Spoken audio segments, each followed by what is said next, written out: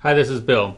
I want to show you today just a little manipulation of data inside of a spreadsheet after you've brought things in from a form. So what I have here is I have a heart rate monitor assessment. This was created by a high school PE teacher, and so as I look at this, this is a pretty standard form. They want last name, first name, the block that the student is in, and then just some basic self-assessment, 1 through 4, novice through expert, of where we are in that particular setting. So if a student would fill this out, this is going to dump into a spreadsheet, just like any other Google form dumps directly into a spreadsheet. And so I'm going to go over here to my spreadsheet, and as you can see right here, I have gone ahead and hidden the kids' names just for privacy's sake.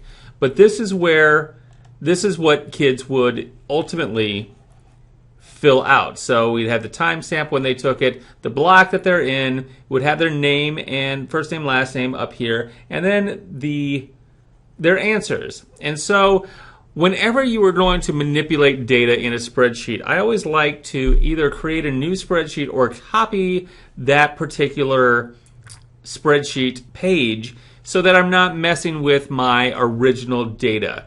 So to copy a spreadsheet page inside of forms, and you're going to see I have 2 pages down here, one form responses, that's what came in from the form, and then I have another one that is averages, because I want to average out for each kid so I have a score for them.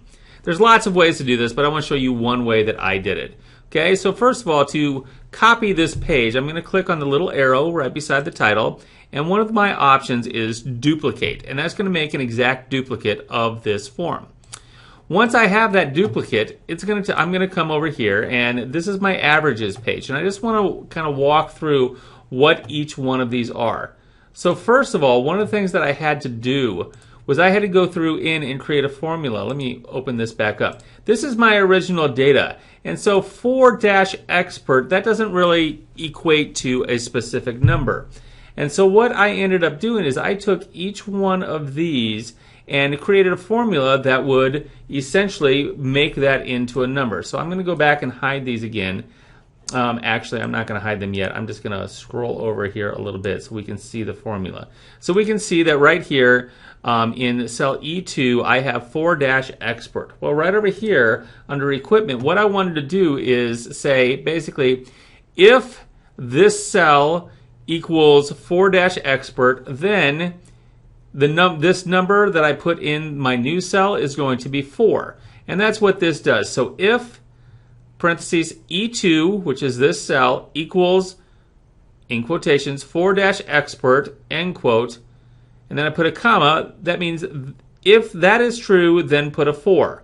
However, if E2 equals, quote, 3-proficient, then I'm going to put 3 in there. Okay, so if this run right here said 3-proficient, then a 3 would be put in that box. Going on, then I put another parentheses. If E2 equals, quote, E2-developing, then put a 2, and then finally, if E2 equals 1-novice, then put a 1. And so this allows me to tally up those scores.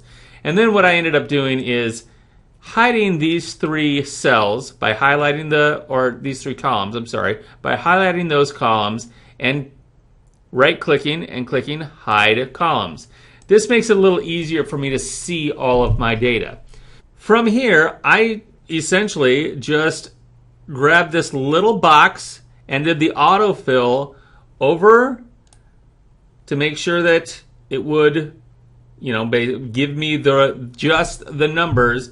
And then I did an autofill down all the way to the bottom of my screen. Now, what you see is not going to change because all those numbers are accurate because I had already run this. But what that does is that copies that formula over for each one of my cells. So you can see that these numbers, the cell numbers change. So this one's E2, this one in the formula is F2, this one in the formula is G2, and this one in the formula is H2. And just as long as these 4 columns mimic these 4 columns, then I'm all set. Okay, so that's my first step. From there, what I needed to do is come over here and average these four, because I want to get an average for each student. Okay, so I have one score based on all of their answers. So in this case, again, I'm going to make a formula, and it's going to be an average formula. And so there's lots of ways that you can do this in terms of filling in information. But really, the way that I usually do it is I just type in equals average and then a parentheses, and then I just copy or select those cells. So let me show you what that looks like in this scenario. So let me show you what that looks like in this scenario. So what I'm going to do is go ahead and type in, select cell into, I'm going to type equals average and then an open parentheses. And what that does is that just says, okay, I'm ready for the numbers that I'm going to average. And then while this is still over here, I'm just going to click on I2 and drag over to L2. And you can see in my formula, it actually puts in I2 colon L2. And when I let go of that and click enter, it's going to give me the average of those four numbers.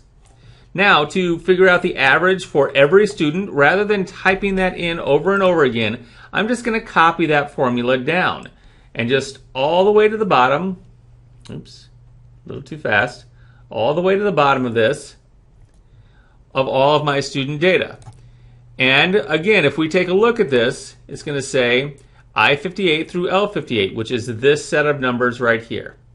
Okay, so that's the first thing that I did to this in order to just kind of get each student's average. From there, what I wanted to do is I wanted to know what the average was for my entire set of categories. Well, I used the same basic formula for that. Up in the formula, when I click on there, you can see the formula up in my formula box. It says equals average I2, which is the very top cell for this line, through I58. And I created that formula the exact same way that I did the other ones. And then as we go over, each one of them represents a different column. So once again, once I create that formula once, all I have to do is click on this little box down the lower right hand corner and autofill across. Saves me a ton of time doing, typing formulas in.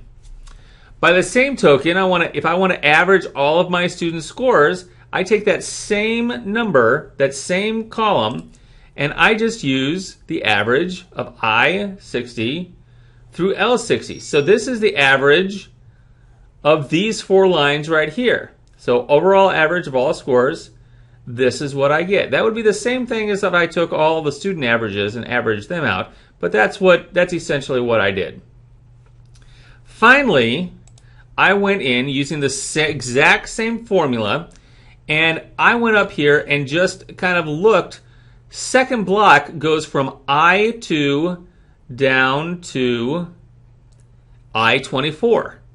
And so when I created this formula, that's right down here, I just put in I2 through I24.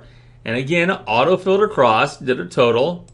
So these are all just average formulas. And when you create an average formula, all you do, type in equals, average, parentheses, and then select the group of cells that you want to average.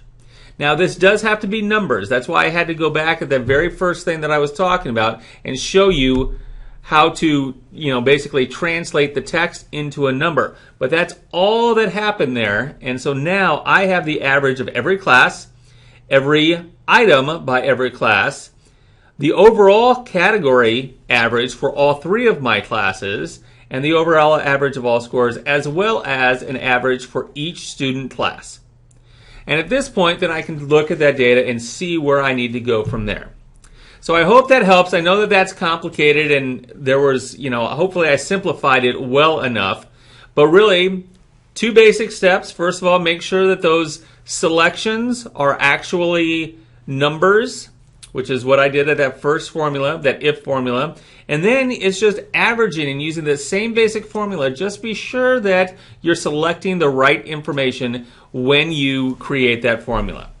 So I hope that helps you as you take a look at different types of assessments and how you want to look at the data when you're done.